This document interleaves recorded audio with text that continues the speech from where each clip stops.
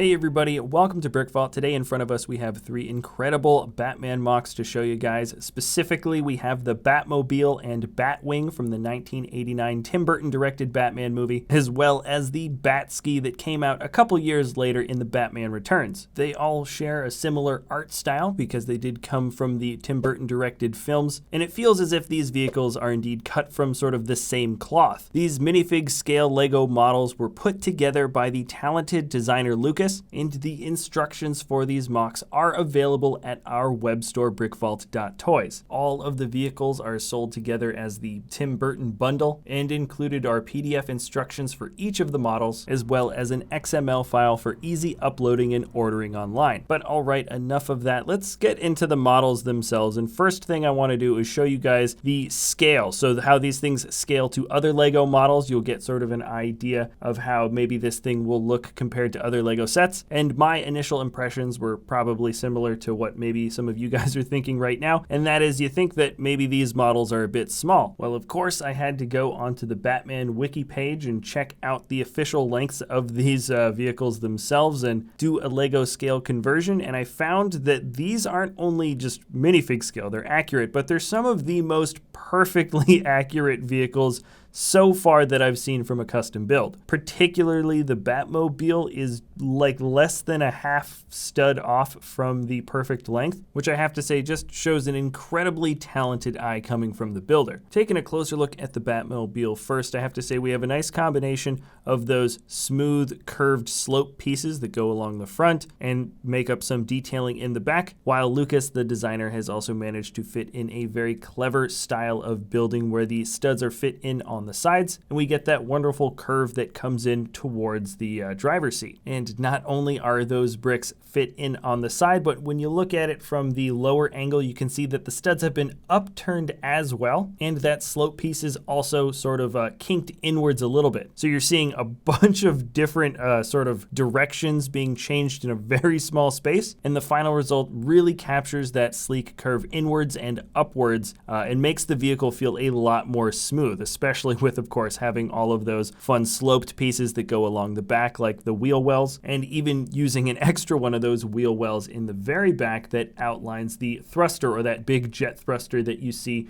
shooting a flame out the back. From this view, I'd also like to say the look of the rear lights is pretty good, where the bottom row is just one plate forward, sticking out just a little bit more. But maybe the most recognizable part of this Batmobile is the shape that we get in the front. Right in the center, that steering wheel piece really goes well with the light cover with internal bar, and really the whole front looks very recognizable, considering when you look at the original model, there isn't a single sort of a hard edge that you see in the front. There's a lot of sloping curves that move into another angle, which is super hard to convey in a small LEGO model like this. And I've been scouring the internet checking out a lot of other designs, and I'm hard pressed to find another one that I like more. When it comes to the structural integrity of this model, I gotta say you can pick it up pretty easily. As I'm moving it around in my hand, you can see that I'm not really trying to pick it up from any delicate spots. I can't really think of anything that's particularly delicate. There are some sort of chunks that are held on by maybe just a few studs, but all the pieces fit in sort of like a glove. There's a lot of fun angles kind of keeping this model together, despite the fact that you don't have a lot of extra layers of reinforcement like a lot of playsets that you might see today. Now, taking a look at the last feature on this mock, there is technically enough space to fit Batman inside the vehicle, though I wouldn't describe this as the vehicle having an interior, but instead there is just a space to fit a minifigure inside it, and pretty much nothing more. That's usually the case when you're messing around with minifig scale builds, because these guys are always so much wider than they are tall when compared to an actual person, so fitting them inside cockpits or driver seats is often a little bit of a tight squeeze. Now, I think that is it for all of the closer details for this particular vehicle. Let's move on to the second one. We've got the Batwing here. It appeared exclusively in the 1989 Batman movie, and like the Batmobile before, the iconic look of this ship really went on to inspire inspire a lot more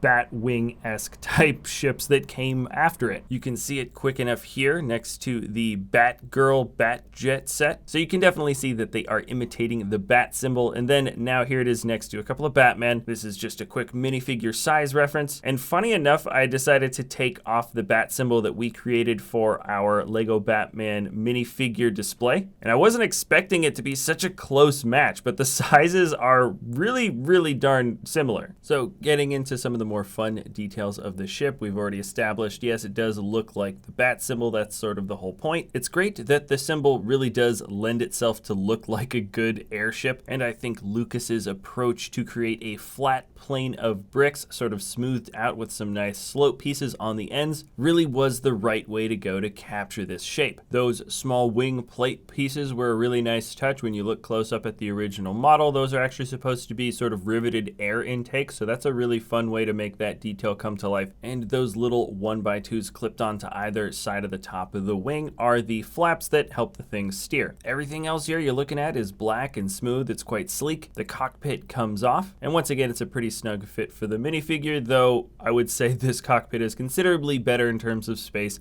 compared to the Batmobile. It's not too difficult in terms of getting the minifigure in and out, which is great, so you don't have to be very delicate when handling the model. That being said, it is actually quite swooshable, and here's a clip of me picking it up, and you can see the underside, the back of the model. It's pretty basic. I mean, a lot of this is sort of just stacked bricks that are kind of inverted against each other. We have a couple of little fins at the bottom, and there doesn't really need to be anything more here. At the end of the day, the Batwing here is based on sort of the Batarang design, not just the bat symbol. So this whole thing here really should be quite thin and cutting through the air like a knife. So moving on to the third of the Batman Burton vehicles, we've got here the Batski. This thing is part armored sub, part speedboat, and part catamaran, I'm not sure. This was used against the Penguin in the Batman Returns film, and it falls into the category of sort of overly designed, kind of goofy Batman vehicles. I think its original purpose was for like patrolling the sewer system in Gotham. And if I remember correctly, I think it does a decent job at dodging rockets from homicidal penguins. Now I say it's a sub because it can go underwater. The cockpit in universe is completely sealed off from the outside world. Those gray clip pieces that stick out are kind of a fun little indication of, I think, a few little guns that actually stick out in that part of the ship. And the clips are supposed to be kind of the little ends of the barrels. In general, we have a really sleek, thin, smooth design, which I like. And I can appreciate the design that Lucas went with to show the keel, or those little fins that stick out the back, as well as the sides. And when the Batski is going really fast, it lifts up out of the water a bit, kind of like a catamaran. And that's how it cuts through very quickly and makes this thing like a speedy little speedboat type thing inside the sewer system of Gotham. In terms of getting a minifigure in and out of this ship, I'd say this is probably the tightest fit of all. And then in terms of structural stability, this is probably the easiest to handle. Those little ski pieces on the bottom are just to add a little bit of extra stability. I don't believe they're there on the original model. You could take them off if you wanted. Personally, I kind of like keeping them on. Now, the Batski is the third and final vehicle that kind of completes almost the Burton trinity of Batman vehicles, because we've got one for ground, one for air, and one for water, which is kind of cool. Revisiting each of the vehicles very quickly, I would say that the Batmobile definitely has the most intricate bits of building. Some of the techniques here are a little bit more complex compared to the other two. Just more angles and sleek lines had to be fit into a smaller space for the Batmobile when you compare them against the Batwing or the Batski. So at the end of the day, it was a little bit more challenging to put together, but certainly more rewarding once I finished it. I didn't mention earlier, but there is a really fun set of connection points that we also have on the back end of the Batwing. I especially like how that final point really comes together in the very middle part of that ship. And the last thing I want to point out that kind of brings this whole thing full circle is that Lucas really did keep the build style very consistent between these three vehicles. And you can especially notice it when you look at the back fin of the Batski and the two back fins on the Batmobile. They're the same type of build. That's because they looked same in the movies, and Lucas made sure to keep the build style consistent between the vehicles. And it brings me back to the initial point, which is that these things really do feel like they're cut from the same cloth. Remember, the instructions are available at our web store, www.brickvault.toys. It is linked in the description below. And if you guys are familiar with this particular designer's Flickr page, yes, you can rest assured that there are more designs coming down the pipeline in the very near future. And all right, that is going to be it for this episode, everybody. Remember, if you enjoy our content, always feel free to subscribe or comment. Let us know in the comment section below which kinds of